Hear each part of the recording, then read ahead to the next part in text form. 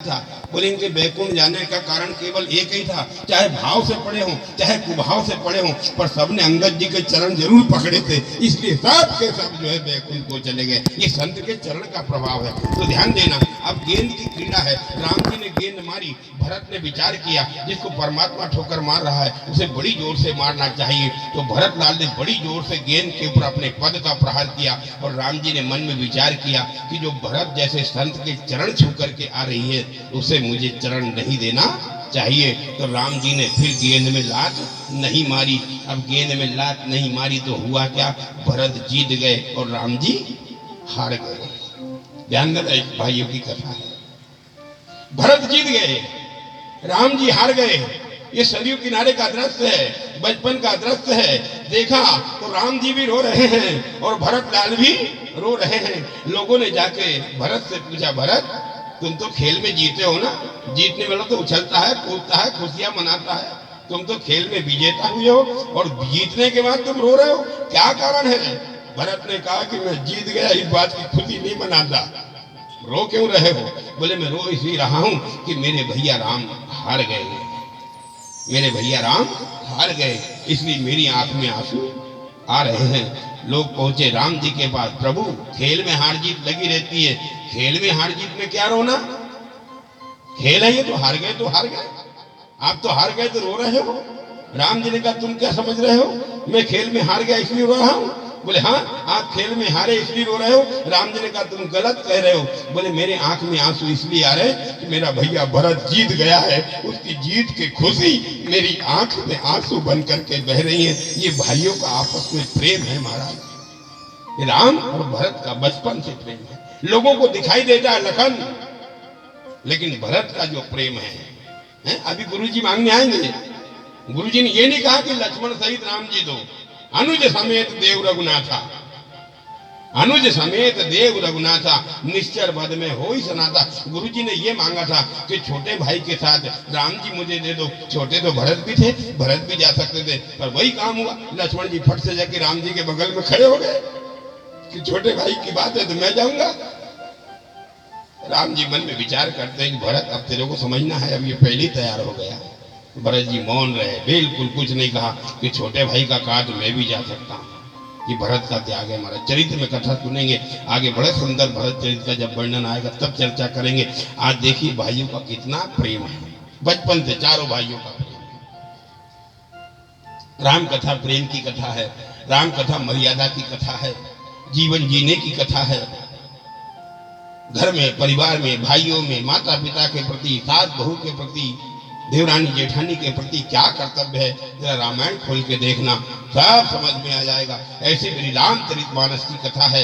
चारों भाइयों का बचपन से अत्यंत अनुराग है। चारों भाई क्रीड़ा करके आते हैं। माँ कौशल्या भोजन बड़ा सुंदर तैयार करती है, लेकिन राम जी को भोजन कौन सा पसंद है? हाथ जोड़ करके निवेदन है। जब अयोध्या से वापस, लंका से रावण को मार करके जब राम जी वापस आए और राम जी को माँ कौशल्या ने बढ़िया भोजन बना करके तैयार करके परखा और कहा कि बेटा भोजन कैसे बना? माँ की इच्छा होती बेटे से पूछती कैसा भोजन बना। राम जी ने कहा माँ 14 साल के बाद तेरे हाथ का भोजन खाने को मिला है, 14 साल के बाद माँ के हाथ की प्रसादी मिली है, इससे अच्छी दुनिया में क्या हो सकती है। लेकिन माँ बुरा मत मानना, मैं एक बात निवेदन करूं। माँ कौशल्या ने कहा क्या?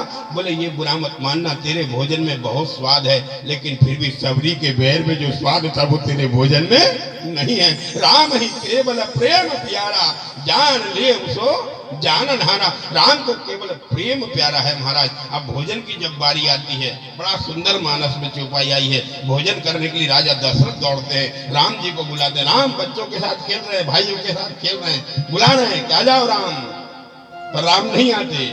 सुंदर वर्णन है। भोजन करत बोला जब राजा, बोल जब राजा, नहीं आवत तजी बाल समाजा। भोजन करत बोले जब राजा, बोल जब राजा, नहीं आवत तजी बाल समाजा। भोजन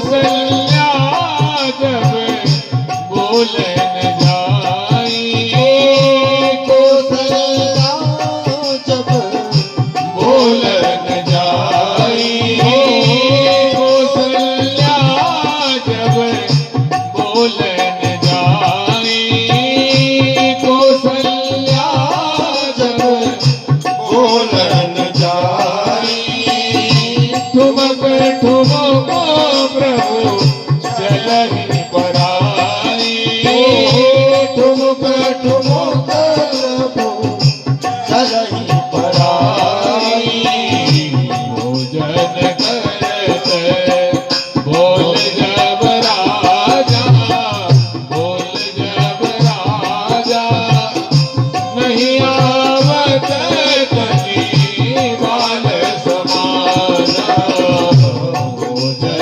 करत बोल जब राजा, बोल जब राजा, नहीं आवत